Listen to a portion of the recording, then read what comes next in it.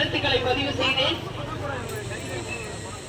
புரட்சி என்பது ரத்த வெறி கொண்ட மோதலாகத்தான் இருக்க வேண்டும் என்பதில்லை. தனி மனிதர் வஞ்சம் தீர்த்துக் கொள்ள அங்கு இடமில்லை. துப்பாக்கிகளின் மீதான வழிபாடும் அல்ல. அநீதியை வெளிப்படையாக கொண்ட இந்த சமூகத்தினுடைய கட்டமைப்பு மாற்றி அமைக்கப்பட வேண்டும் என்பதற்காகத்தான் நாம் இந்த களத்தில் உட்கார்ந்துருக்கோம். இங்க யாருங்க அகதி?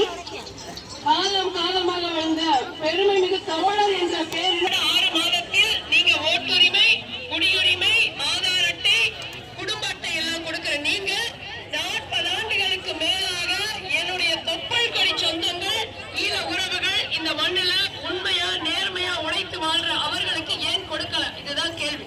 இந்திய அரசு, பிஜேபி அரசு கொடுத்திருக்கணுமா இல்லையா? ஏன் கொடுக்க மறுக்குது? கொடுக்கல.